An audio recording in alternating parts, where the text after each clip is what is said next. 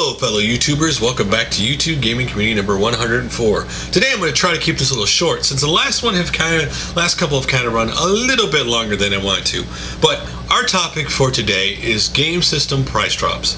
Because if you've been paying attention to the video game news, Sony announced a $50 price drop to the PS3, and in Japan the 3DS has dropped from 25,000 yen to 15,000 yen, which equates to $159 US. So let's start off with the Sony PS3. Now, why I think the price drop is a good thing, I do think their price drop is only going to temporarily raise sales of the system for a couple months, and then it's going to drop down to back the way it was. Because in my opinion, you get to a point in every generation system, now whether you believe this generation, whether we're at the end of this generation or we're slightly past the halfway mark, at some point your system is what it is. And the PS3 is what it is. Here in the States, the PS3 has been third. It has pretty much always been third from the beginning. It has, due to a price drop or a new version of the system, it has gone up to one every once in a while, but overall, it's in third. When everything ends here, the PS3 sales will be in third place. Now, that does not equate to a loser, because the truth is, we've been lucky this generation. All three systems have sold decently. No system has just completely dropped off the rock. You know, like some systems start off really well, and then when people realize they're not going to be first, or they completely quit buying and supporting the system. That's not the case.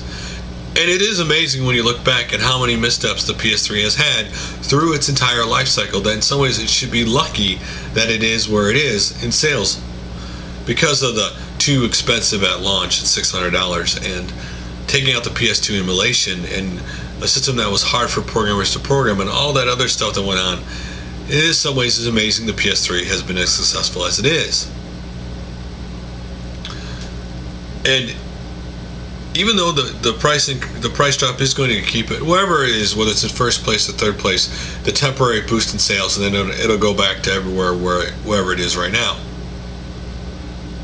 Now, for the 3DS side of the situation, dropping the price in Japan to $159, this week the 3DS sales figures came back for the first week of the price drop, and they sold 214,000 systems in Japan. That is the highest total since originally when it was launched. And again, another situation where I do think is temporarily going to help the system, but the 3DS is in a little bit different situation than the PS3 is, where if they get good games coming out, that system could get going, but if more and more developers start canceling games for it, it's more and more likely that the system is going to keep going. Now, I'm beginning to more and more to wonder if the 3DS is just going to be a one system thing, where the next system Nintendo unveils handheld will be another DS. You know, the 3DS would kind of like be the DSXXL. It's just a one-time thing, and then you're not going to see it. That we're going to go on to the next DS. Because it's not entirely Nintendo's fault that people they're upset the fact they can't watch 3D all the time because it hurts their eyes, or that the games you want are coming out. It's just the fact that the system may just not do as well because it hasn't reached Nintendo's projections. It hasn't done as well as people thought it would. So there's still time though, but again, each month we go by and things don't turn around for the system means it's more likely that it's going to turn around. So the topic for you to answer today is, do you think a game system price drop can propel a system to first place and to stay in first place? Or do you think the system price drop is just temporarily going to raise sales and then they'll go back to whatever they were before? And for Sony's case, I'll be honest, in some ways it's kind of a shame they're in third, because out of all the first party developers, they've come with the most innovative first party titles on anybody this generation. With Heavy Rain and Little Big Planet and all that stuff, they've done some very inventive things this generation. It's just a shame that because of missteps, it hasn't done as well as it should have.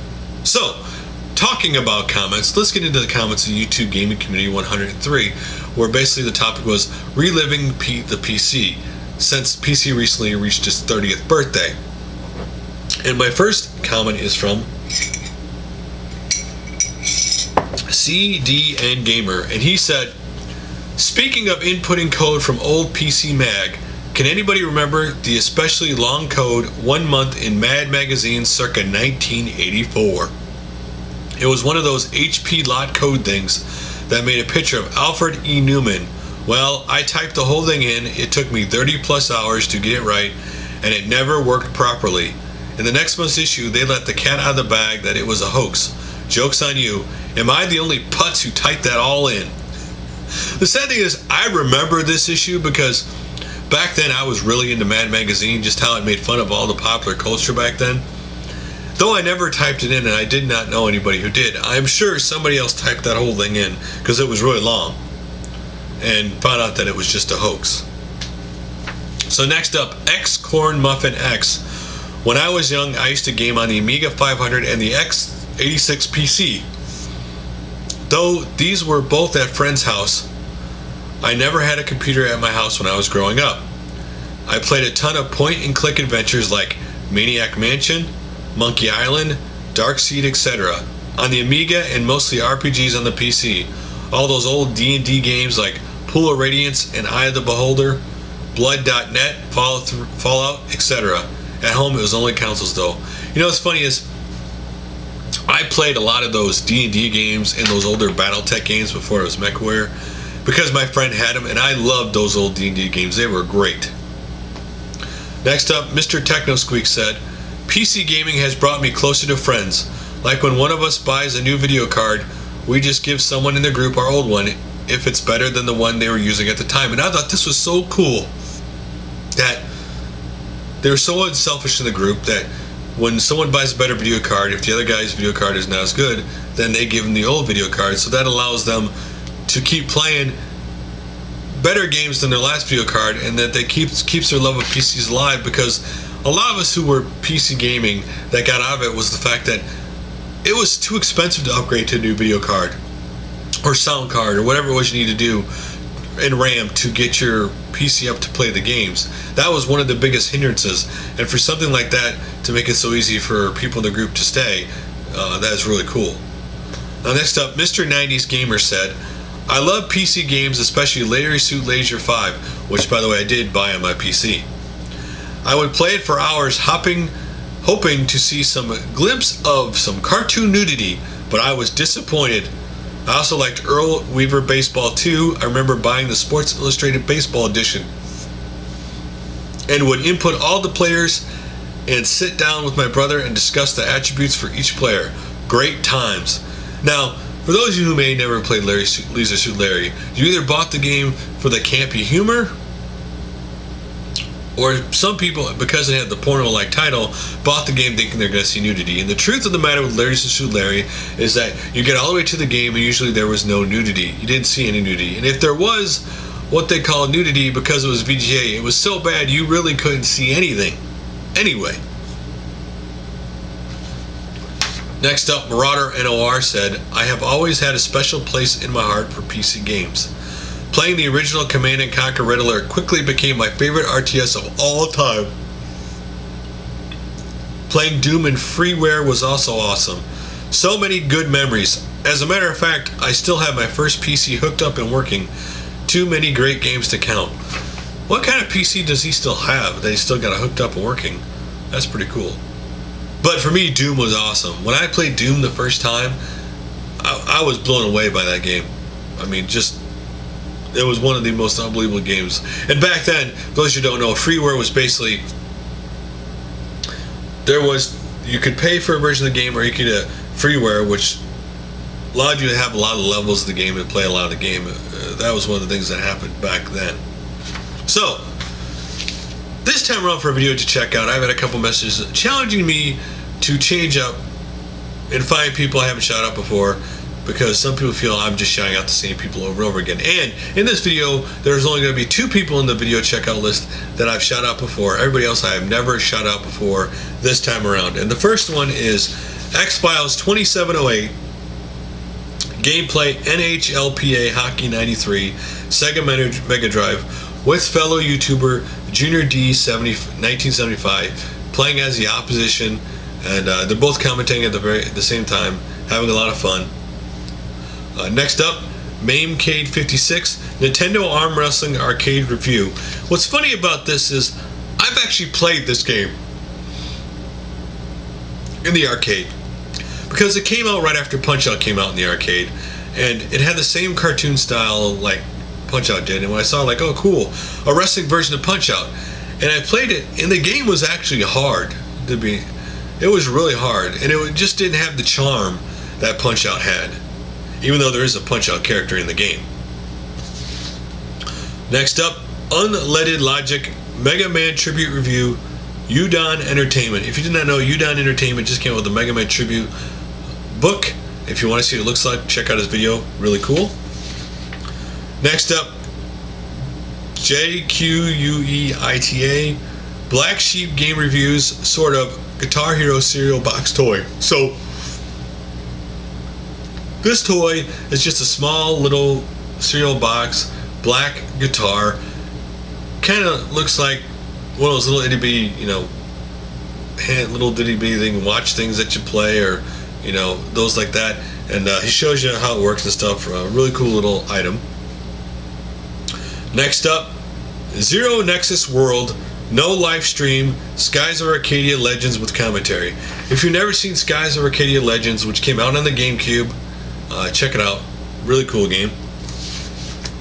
Next up, RetroHunters, 7-star DudeCast Episode 1. Rest in peace, Patrick Swayze. So if you want to go check out the 45-minute long podcast, really cool.